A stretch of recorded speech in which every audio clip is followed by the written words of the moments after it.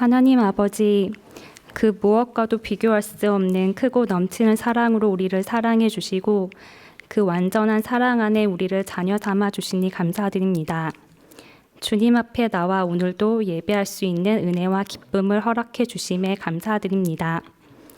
그 헤아릴 수 없는 사랑하심으로 우리를 보호하시며 우리와 함께 하심에도 불구하고 우리의 지난 삶을 돌아볼 때에 보이지 않는 주님 대신 당장 눈에 보이고 들리는 것에 우리 마음이 이끌려 살아갈 때가 많았습니다.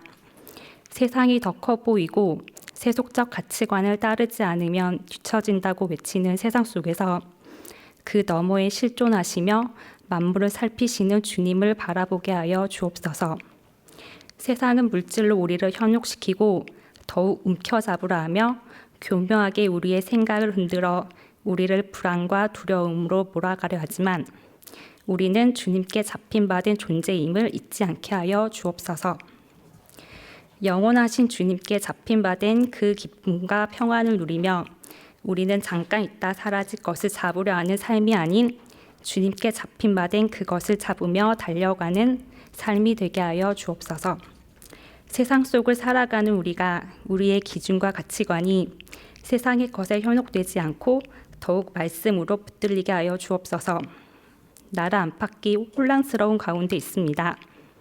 주님의 공의와 정의를 믿사오니 주님의 선하신 길로 인도하여 주옵소서. 분열과 이기심이 아닌 참된 선과 공의가 이루어지는 세상이 되게 하여 주옵소서. 사순절 첫째 주일입니다.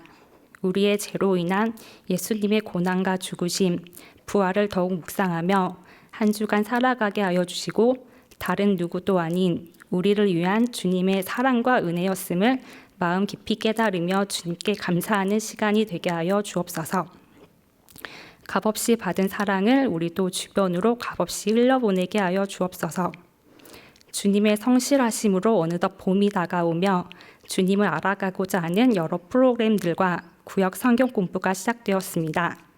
모든 일정들이 주님의 은혜 가운데 주님을 더욱 알아가는 풍성한 시간이 되게 하여 주옵소서. 100주년 기념교회가 믿음의 선진들의 신앙과 정신을 이어받아 바른 말씀 위에 그리스도를 닮아가는 교회가 되게 하여 주시고 양화진 봉사관 증축공사도 순조로이 진행되게 하여 주옵소서. 말씀을 전하시는 정환조 목사님의 입술을 주장하여 주시고 주님의 말씀이 우리의 한 주를 살아가는 힘과 기준이 되게 하여 주옵소서. 예배를 준비하는 손길들과 온더힐 찬양대, 마이로드 성가대의 찬양을 받아주시고 우리의 예배가 주님만을 높여드리며 주님이 기뻐하시는 영과 진리로 드리는 예배가 되게 하여 주옵소서. 주님 한 분만을 찬양드리며 감사드립니다. 예수님 이름으로 기도드립니다. 아멘. 오늘 우리에게 주시는 하나님 말씀은 에베소서 2장 14절에서 18절입니다. 그는 우리의 화평이신지라 둘로 하나를 만드사 원수된 것 곧 중간에 막힌 담을 자기 육체로 허시고 법조문으로 된 계명의 율법을 폐하셨으니 이는 이 둘로 자기 안에서 한 새 사람을 지어 화평하게 하시고 또 십자가로 이 둘을 한 몸으로 하나님과 화목하게 하려 하심이라. 원수된 것을 십자가로 소멸하시고 또 오셔서 먼 데 있는 너희에게 평안을 전하시고 가까운 데 있는 자들에게 평안을 전하셨으니 이는 그로 말미암아 우리 둘을 한 성령 안에서 아버지께 나아감을 얻게 하려 하심이라. 아멘. 유일한 화평이신 예수 그리스도께서는 십자가에서 대속의 피를 흘려주심으로 유대인과 이방인을 가르는 차별의 상징과도 같았던 중간에 막힌 담을 허셨을 뿐만 아니라 법 조문으로 된 계명의 율법을 폐하셨습니다. 그래서 한 새 사람을 지어 하나님과 사람 사이에 또한 사람과 사람 사이에 화평이 있게 하셨습니다. 오늘 본문 16절과 17절이 이렇게 증거합니다. 또 십자가로 이 둘을 한 몸으로 하나님과 화목하게 하려 하심이라. 원수된 것을 십자가로 소멸하시고 또 오셔서 먼 데 있는 너희에게 평안을 전하시고 가까운 데 있는 자들에게 평안을 전하셨으니 예수님께서 십자가에서 대속의 피를 흘려주심으로 먼 데 있는 사람, 즉 이방인과 가까운 데 있는 사람, 유대인이 하나님과 평안한 관계에 있을 수 있게 되었음을 또다시 말씀하고 있습니다. 그것은 우리 인간이 하나님과 평안하지 못한 관계에 있었고 인간 스스로의 능력으로는 원수된 하나님과의 관계를 결코 해결할 수 없었음을 강조합니다. 즉 예수 그리스도의 십자가의 죽음만이 우리와 하나님과의 불화의 관계를 해결하는 유일한 방법이었다는 것입니다. 계속해서 18절이 이렇게 증가합니다. 이는 그로 말미암아 우리 둘이 한 성령 안에서 아버지께 나아감을 얻게 하려 하심이라. 예수 그리스도께서는 십자가 위에서 대속의 피를 흘리심으로 유대인과 이방인 사이를 가르는 담을 허시고 법 조문으로 된 계명의 율법을 폐하신 후에 한 새 사람을 지어 화평하게 하셨습니다. 예수 그리스도께서 그렇게 하신 목적이 유대인과 이방인 모두를 하나님 아버지 앞으로 나아갈 수 있게 해 주시기 위함입니다. 아버지께 나아감을 얻는다라는 것은 구약시대 대제사장의 역할과 밀접한 관련이 있습니다. 당시 예루살렘 성전은 가장 바깥쪽이 이방인의 뜰이었고 그 안이 여인의 뜰, 그 안이 유대인 남자가 들어갈 수 있는 이스라엘의 뜰, 그리고 그 안이 제사장의 뜰이었습니다. 그리고 가장 안쪽에 성소와 지성소가 있었습니다. 이스라엘 백성은 이렇게 교리 문답을 했다고 합니다. 사람 중에 가장 중요한 사람은 누구입니까? 대제사장입니다. 장소 중에 가장 중요한 장소는 어디입니까? 지성소입니다. 날 중에 가장 중요한 날은 언제입니까? 대속죄일입니다.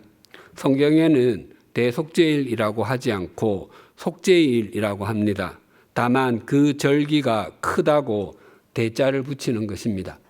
마치 우리가 설이나 추석 앞에 민족의 대명절이라고 붙이는 것과 비슷합니다. 일 중에 가장 중요한 일은 무엇입니까? 죄사함을 받는 것입니다.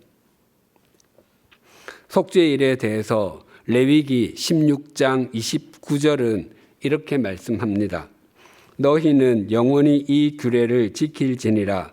일곱째 달 곧 그 달 10일에 너희는 스스로 괴롭게 하고 아무 일도 하지 말되 본토인이든지 너희 중에 거류하는 거류민이든지 그리하라. 괴롭게 하다는 금식하다의 의미입니다. 속죄일은 히브리 달력으로는 7월 10일이고 일반 달력으로는 9월 말이나 10월 초순에 해당합니다. 속죄일의 유래는 모세 시대에서 시작됩니다. 모세가 시내산에서 하나님께로부터 십계명을 받아 가지고 내려왔을 때 이스라엘 자손은 금송아지 우상을 만들어 놓고는 그것이 자신들을 출애굽하게 해준 하나님이라며 광란의 제사를 드리고 있었습니다. 모세는 분노하여 들고 있던 십계명의 돌판을 깨뜨려 버렸습니다. 그 후에 모세는 다시 시내산에 올라가 십계명을 받아서 내려왔는데 그날이 바로 히브리 달력으로 7월 10일이었다고 합니다. 하나님께서 송아지 우상을 만들어 광란의 제사를 드린 이스라엘 자손에게 십계명을 2번이나 주셨다는 것은 하나님께서 자신들의 죄를 용서해 주신 것이라 그들은 받아들였습니다. 그래서 이스라엘 자손은 해마다 히브리 달력으로 7월 10일이 되면 참회하고 속죄를 구하는 속죄일을 지켰습니다. 그리고 성막과 성전의 가장 안쪽에 있는 지성소에는 대제사장이 1년에 단 하루만 들어갈 수 있었습니다. 그날이 속죄일이었습니다. 그리고 그날에 지성소로 최소한 4번 정도는 들어간 것으로 보입니다. 속죄일에 대제사장은 성소에 있는 향단에서 향로를 가지고 지성소로 들어갔습니다. 그리고 다시 지성소로 들어가 수송아지 피를 속죄소에 뿌렸는데, 속죄소는 언약궤의 덮개입니다. 거기에다가 수송아지 피를 뿌렸습니다. 또다시 들어가서 백성을 위한 속죄제로 드린 염소의 피를 속죄소에 뿌렸습니다. 그리고 아마 다시 들어가 향로를 가지고 나와서 청소한 후에 성소에 두었을 것입니다. 이런 과정을 다 마친 대제사장은 성소 안에서 목욕을 하고 나와서 자신의 번제물과 백성의 번제물을 드려서 자신과 백성의 죄를 속했습니다.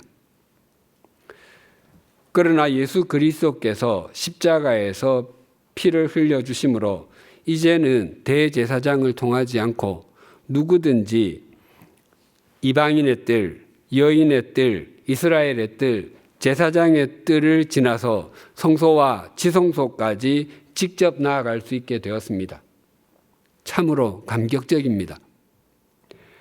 우리가 하나님께 드리는 예배가 성소와 지성소까지 그 누구를 통하지 않고 직접 나아가는 것이고, 우리가 하나님께 드리는 기도가 성소와 지성소로 직접 나아가는 것입니다. 더 나아가 우리 삶의 자리가 하나님 앞에 있다면 우리 삶의 모든 자리가 성소와 지성소가 됩니다. 18절을 다시 봉독하겠습니다. 이는 그로 말미암아 우리 둘이 한 성령 안에서 아버지께 나아감을 얻게 하려 하심이라. 우리가 이제는 대제사장과 같은 특정한 사람을 통하지 않고서도 하나님 아버지께 직접 나아갈 수 있는데, 그렇게 할 수 있는 근거, 조건이 2가지 있다고 합니다.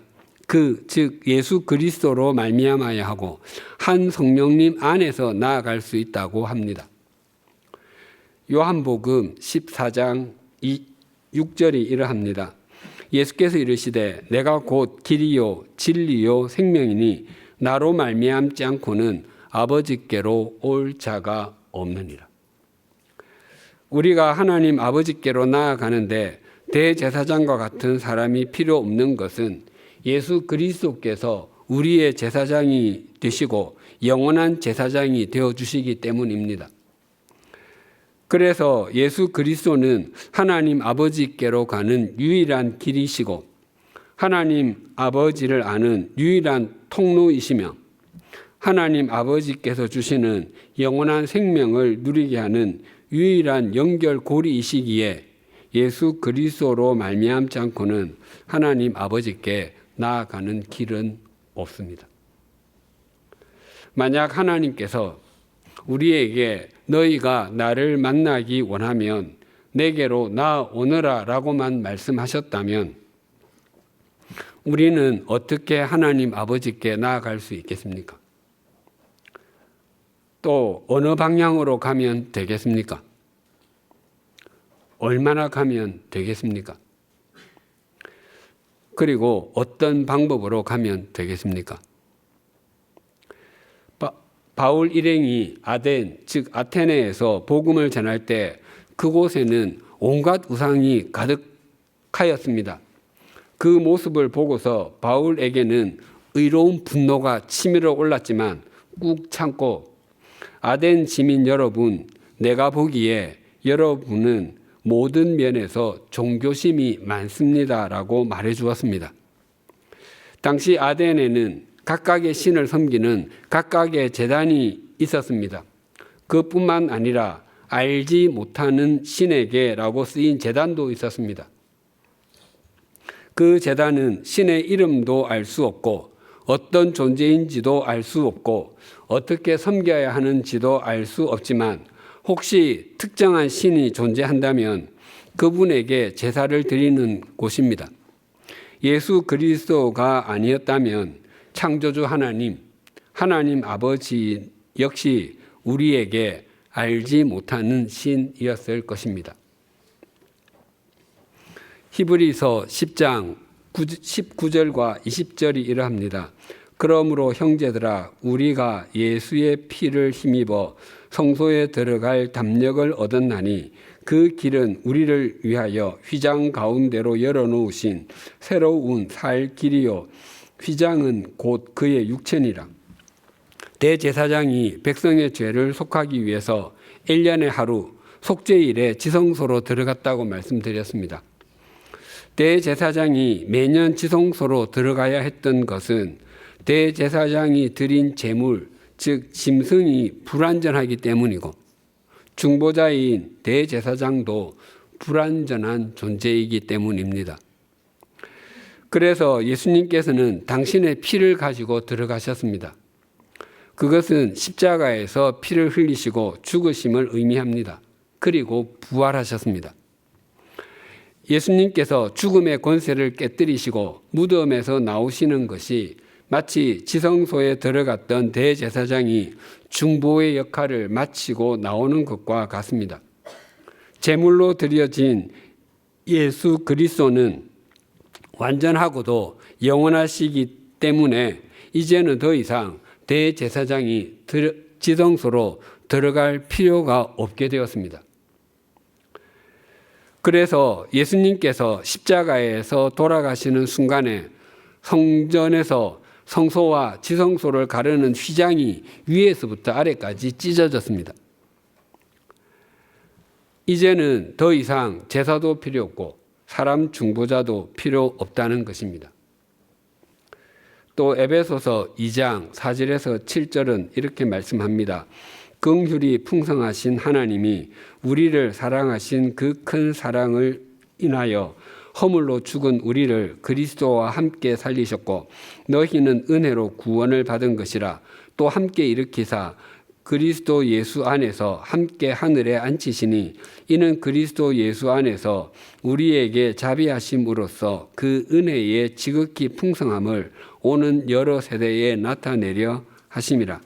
이 말씀에 나오는 세 개의 주요 동사 함께 살리다, 함께 일으키다, 함께 앉히다의 시제가 모두 다 과거형으로 되어 있습니다. 함께 살리다와 함께 일으키다는 이미 일어난 일이기 때문에 과거형으로 쓰는 것이 옳습니다. 하지만 우리는 아직 이 땅에 살고 있기에 그리스도 예수 안에서 함께 하늘에 앉히실 것이다 라고 되어 있는데 이것을 미래형으로 말씀하셔야 옳을 것 같습니다. 그럼에도 과거형으로 말씀합니다. 미래에 일어날 일이지만 그것이 이루어질 것이 너무나 확실해서 이미 일어난 것처럼 표현하는 것을 예언적 과거라고 합니다. 완성의 시점에서 보니까 이미 이루어진 것입니다. 이 세 동사의 시제가 과거형인 것도 중요하지만 더 중요한 것은 이 모든 일이 그리스도와 함께 이루어졌다는 것입니다. 그래서 우리는 예수 그리스도로 말미암아 즉 예수 그리스도를 통해서 하나님 아버지께로 나아가는 자격과 특권을 갖게 되었습니다. 우리가 하나님께 나아가는 것인 예배와 기도는 우리에게 주어진 특권입니다. 예수 그리스도께서는 우리에게 이 특권을 주시기 위해서 십자가에서 대속의 피를 흘려 주셨습니다. 하지만 우리가 이러한 은총을 받았음에도 우리는 잘 인식하지 못하곤 합니다. 그리스도인이 기도가 무엇입니까? 라고 질문을 받으면 아마 영혼의 호흡입니다. 또는 하나님과의 대화입니다. 라고 답하는 것이 일반적입니다. 하나님과의 대화는 하나님과의 교제라고 할 수 있습니다. 지난 2000년부터 2022년까지 세계에서 손에 꼽을 만한 부자이자 최고의 투자가로 알려진 버크셔 해스웨이의 회장인 워렌 버핏은 사람들과 점심을 먹는 행사를 가졌습니다. 그 점심 식사 자리의 가격이 경매로 매겨졌고 수익은 비영리 재단에 기부되었습니다. 2000년 첫 행사 때 점심 식사 자리 가격은 $25,000, 당시 환율로 약 2,700만 원이었고 그 가격은 점점 올라서 수십만 불, 즉 수억 원, 수백만 불, 수십억 원까지 치솟았습니다. 마지막으로 이루어진 2022년 점심 식사 자리는 $1,900만, 약 246억 원이었다고 합니다. 그 자리가 그럴 만한 가치가 있는가는 차치하고서 내가 사업을 하고 있고 워렌 버핏 회장과의 점심 식사 자리에 간다면 질문하고 싶은 것이 있다고 가정해 보십시다. 그런데 내가 또는 부부가 그 점심 식사 자리에 무료로 초대를 받았습니다. 그래서 그날이 손꼽아 오기만을 기다리고 있습니다. 마침내 당일이 되었습니다.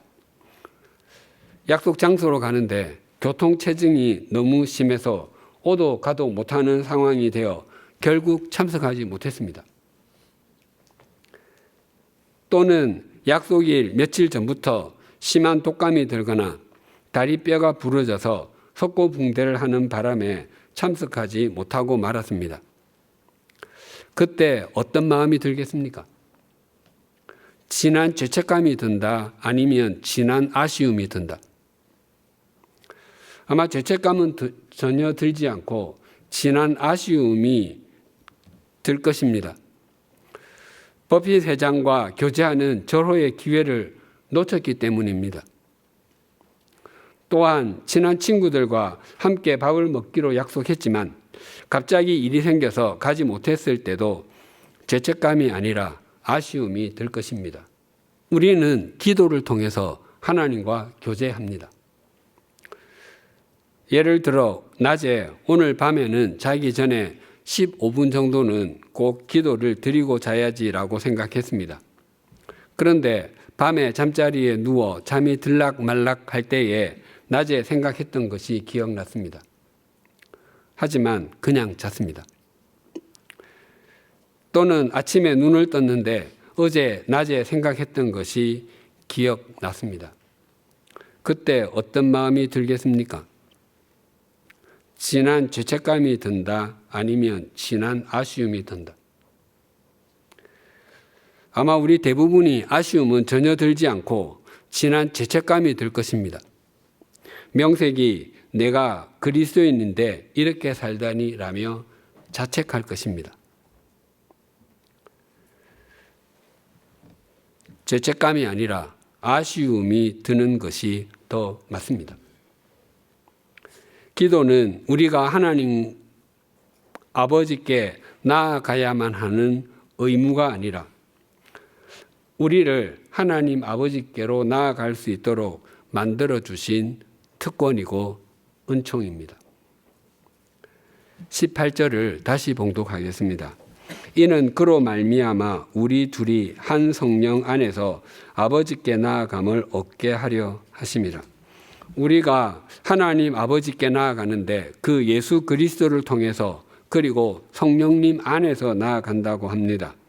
우리가 예수 그리스도를 통해서 하나님 아버지께로 나아간다면 성령님께서는 우리로 하여금 하나님 아버지 앞에 있도록 기도로 도우십니다. 그런데 우리가 하나님 아버지 앞에서 기도를 할 때 그렇게 하지 못하도록 우리를 방해하는 것들이 몇 가지 있습니다. 첫째는 하나님께서 지금 나와 함께 하고 계심에 대한 확신이 들지 않는 것입니다. 대부분의 그리스도인은 하나님의 전지전능하심과 무소부재하심을 믿습니다. 그리스도인치고 이것을 부인하는 사람을 만나본 적은 거의 없습니다. 그런데 그 하나님께서 지금 나와 함께 하고 계신다는 것은 잘 인정하지 않습니다. 그런 때에는 사탄이 우리 귀에다 대고 속삭이곤 합니다. 머리가 있으면 생각을 좀 해봐라. 하나님이 얼마나 바쁘신데 이 자리까지 오시겠냐? 그런 때에는 자신이 기도하고 있는 내용을 의식하고 집중해서 기도하는 것이 좋습니다. 하나님은 어디에나 계시지만 그것을 잊어버리고 기도할 때가 있습니다. 이 시간 온 마음을 집중해서 이 자리에 함께 계시는 하나님과 교제하게 해 주십시오 라고 말입니다. 그리고 우리가 또렷하게 확인하게 되는 것은 우리가 기도할 때는 하나님의 임재하심이 잘 느껴지지 않아도 세월이 지나고 난 뒤를 돌아보면 우리가 기도했던 것들이 이루어져 있는 것을 확인하게 됩니다. 설령 우리는 기도를 드리고 그 기도를 잊어도 하나님께서는 잊지 않으시고 하나님의 때에 하나님의 방법으로 이루어 주십니다. 그리고 우리가 그 기도를 드렸다는 사실을 깨닫게 해 주십니다.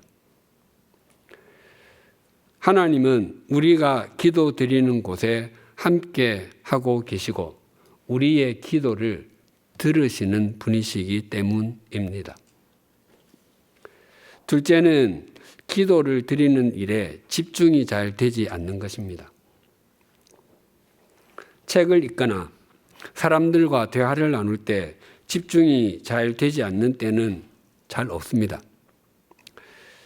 즐겨보는 드라마나 영화를 볼 때는 집중이 너무 잘 돼서 걱정일 정도입니다. 그런데 기도할 때는 우리 머릿속에서 생각의 뚝이 터진 것 같습니다. 우리의 생각이 국내는 물론 온 세계를 돌아다닙니다. 온갖 사람, 온갖 일이 우리 머릿속으로 들어옵니다. 게다가 해야 할 일들이 수십 량 또는 수백 량이나 되는 기차가 달려오듯이 계속 생각이 납니다. 그리고 내가 무슨 내용으로 기도하고 있는지 비몽사몽일 때도 있습니다. 먼저는 기도를 드릴 때 몸이 피곤하지 않아야 합니다. 피곤하면 집중하기가 힘듭니다. 긴 시간 동안 기도를 드리고 싶으면 충분히 주무시고 충분히 휴식을 취한 후에 드리셔야 합니다. 또한 너무 배가 불러도 집중하기가 어렵고 너무 배가 고파도 집중하기가 어렵습니다. 만약 기도를 드리는데 해야 할 일이 계속 생각이 난다면 옆에 메모지와 펜을 두고서 기도하는 것도 좋은 방안입니다. 자신이 이해할 정도로만 간략하게 메모한 후에 다시 기도를 이어가는 것입니다. 또한 집중이 잘 되지 않으면 침묵으로 기도를 드리기보다 가만히 읊조리면서 기도를 하거나 눈을 감기보다 살포시 뜨고서 기도하는 것이 훨씬 더 집중이 잘 됩니다. 셋째는 기도하는 시간을 확보하기가 어려운 것입니다. 좀 더 경건한 마음으로 경건한 때에 기도해야지라고 생각하지만 그런 때는 오지 않습니다. 방을 정리한 후에 기도해야지라고 생각하면 방을 정리하고 나면 피곤하거나 다른 일할 것이 또 생각이 납니다. 이 일만 끝나면 곧바로 기도해야지라고 생각하지만 생각했던 그 일이 생각한 시간에 끝나지가 않습니다. 또한 기도하기로 정한 때에 친한 친구에게서 연락이 오기도 하고 당장 해야 할 일을 요구받기도 합니다. 그래서 기도해야 되겠다는 생각이 들면 바로 그때 하는 것이 좋습니다. 더 나은 환경에서 더 나은 마음으로 해야지 하다가 계속 놓치게 됩니다.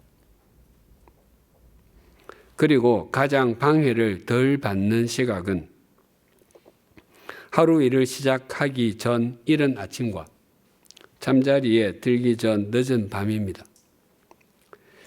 기도할 수 있는 시간이 저절로 확보되는 법은 없습니다. 처음에는 의지를 다해야 하고 그것이 일정하게 이루어지면 좋은 믿음의 습관이 됩니다. 마지막 네 번째로는 긴 호흡의 기도가 잘 되지 않는다는 것입니다. 우리를 성숙한 그리스도인으로 만들어주는 것은 짧은 호흡의 기도와 긴 호흡의 기도 모두입니다. 일터에서나 학교에서 하루의 일과를 시작하기 전에 드리는 짧은 호흡의 기도, 또 사람을 만나기 전에와 같이 일상생활에서 순간순간 하나님을 바라볼 수 있는 것은 우리를 영적으로 성장하게 해줍니다. 특히 식사 기도만 진지하게 드려도 우리 삶과 가정이 새로워집니다. 틀림없이. 그리고 때때로 긴 호흡의 기도는 우리의 믿음을 더욱 성장하게 하고 성숙하게 해줍니다. 혹 긴 호흡의 기도를 드리고 싶은데 잘 되지 않으시면 하나님의 말씀을 마음에 담고 기도하는 것이 좋습니다. 예를 들면 마태복음 6장 33절 그런즉 너희는 먼저 그의 나라와 그의 의를 구하라 그리하면 이 모든 것을 너희에게 더하시리라 이 말씀을 마음에 담았다면 하나님 아버지 제가 일상의 삶에서 하나님의 나라를 구하고 하나님과의 바른 관계를 구하게 해 주십시오. 제가 하나님의 나라가 아니라 제 자신의 제국을 꿈꾸지 않게 하시고 세속적 가치관의 나라를 꿈꾸지 않게 해 주십시오. 그래서 제가 일생 동안 하나님의 나라를 구하게 해 주십시오. 그리고 하나님께서 더해 주시는 것을 믿음으로 받게 하시고 하나님께서 주시기를 원하는 것보다 제가 원하는 것만을 갖겠다고 고집 부리지 않게 해 주십시오. 또한 하나님께서는 제게 충분히 더해 주시는 분이신 것을 믿음으로 수용하게 해 주십시오와 같이 기도 드릴 수 있습니다. 그리고 동일한 내용으로 하나님 제 배우자가 세상 나라를 좋아하기보다 하나님의 나라를 구하게 해 주십시오라고 기도하며 자신을 위해 기도했던 것과 비슷한 내용으로 기도할 수 있습니다. 또한 자녀를 위해서도 하나님 제 자녀가 평생 하나님의 나라를 구하고 하나님의 다스림 속에 있게 해 주십시오. 하나님의 다스림 속에 있는 것보다 더 나은 인생이 없다는 것을 알게 해 주십시오라고 기도할 수 있습니다. 그리고 구역 식구들을 위해서 나의 기도가 필요한 사람들을 위해서도 같은 말씀으로 기도할 수 있습니다. 한국 교회를 위해서 기도할 때도 하나님 한국 교회가 세상의 나라, 세속적 가치관을 따르지 않고 하나님의 나라를 구하게 해 주십시오. 한국 교회가 하나님께서 더해 주시는 것으로 만족하게 하시고 세상이 더해 주는 것으로 만족하려는 오류에서 벗어나게 해 주십시오라고 기도할 수 있습니다. 또한 말씀을 바꾸어서 너희는 세상의 소금이다, 너희는 세상의 빛이다의 말씀이나 올해 우리 교회 표어인 내가 이미 얻었다 함도 아니요 온전히 이루었다 함도 아니라 오직 내가 그리스도 예수께 잡힌 바 된 그것을 잡으려고 달려가노라 라는 말씀으로도 기도할 수 있을 것입니다. 오늘은 주님의 고난을 묵상하며 부활을 기리는 사순절 첫째 주일입니다. 우리가 예배와 기도 등을 통해서 하나님 아버지께로 나아갈 수 있음은 말로 표현할 수 없는 은총이고 특권입니다. 예수 그리스도께서는 우리를 그렇게 해주시기 위해서 십자가에서 대속의 피를 흘려 주셨습니다. 또한 성령님께서는 마땅히 빌 바를 알지 못하는 우리를 위해서 말할 수 없는 탄식으로 우리를 위해서 간구해 주시는 분이십니다. 만약 우리가 지금까지 하나님 아버지 앞으로 나아가기보다 세속적 가치관이 이끄는 대로 나아가기를 원하며 주님께 잡힌 바 된 그것을 잡으려고 달려가지 아니하고 내가 정한 그것을 잡기 위해서 또는 잡을 바 될 그것을 잡기 위해서 달려가며 잡은 바 된 그것을 움켜쥐기 위해서 생명을 갉아먹고 귀한 시간을 의미 없이 흘려보냈다면 참회의 절기인 사순절 첫째 주일을 맞아 우리의 불신과 무지와 어리석음을 회개하십시다. 그리고 우리 모두 다시 시작하십시다. 우리가 예수 그리스도를 통해서 성령님 안에서 예배는 물론 기도를 통하여 하나님 아버지 앞으로 나아갈 때 진정으로 주님께 잡힌 바 된 그것을 잡으려고 달려갈 수 있고 주님의 신실한 통로로 살아갈 수 있습니다. 또한 세속적 가치관의 물결이 홍수처럼 밀려온다 할지라도 우리는 그 물결을 거슬러 올라가 진리의 길을 만들 수 있습니다. 또한 세상 속에서 하나님의 맛을 내는 소금이 될 수 있고 어두움을 걷어내는 생명의 빛이 될 수 있습니다. 언제나 우리에게 중요한 것은 우리가 무엇을 지니고 있느냐가 아니라 우리가 누구 앞에 있느냐입니다. 기도는 예배와 함께 우리를 하나님 아버지 앞에 있게 하며 하나님과 깊이 교제하는 감격과 감동의 시간입니다. 기도하시겠습니다. 우리를 나아오게 하시는 하나님 아버지, 우리의 화평이신 예수 그리스도께서 십자가 위에서 대속의 피를 흘려주심으로 유대인과 이방인을 차별하는 중간에 막힌 담을 허실 뿐만 아니라 성소와 지성소를 구분하는 휘장까지 찢어주셔서 감사합니다. 구약시대에는 대제사장이 1년에 단 하루 속죄일에 지성소로 나아가 제물의 피를 뿌렸지만 이제 하나님의 자녀는 누구나 하나님 앞으로 직접 나아갈 수 있도록 해주셔서 감사합니다. 또한 하나님 아버지께서는 예배와 기도를 통해서 우리와 교제를 나누시기 원하시지만 우리는 너무도 많이 외면해 왔음을 고백합니다. 우리의 기도가 하나님과의 친밀함을 나누는 최상의 통로이지만 우리는 그 통로를 막고 있을 때가 많았고 그 통로가 형식적일 때도 적지 않았음을 고백합니다. 그래서 우리는 오랜 기간 그리스도인이었지만 그리스도인답지 못했습니다. 오늘 사순절 첫째 주일을 맞아 우리의 허물과 죄를 참회하오니 용서하여 주시옵소서.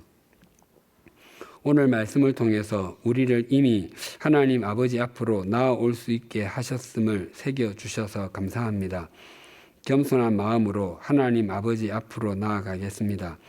세속적 가치관이 아니라 하나님의 말씀을 양식으로 삼고 살아가기를 소망합니다. 그래서 우리 각자가 주님께 잡힌 바 된 그것을 잡으려고 달려가게 하시고 주님의 통로로 살아가게 하여 주시옵소서. 언제 어디에서나 우리가 무엇을 지니고 있는가가 아니라 우리가 하나님 아버지 앞에 있는가가 중요함을 잊지 않게 하여 주시옵소서. 예수님의 이름으로 기도드립니다. 아멘.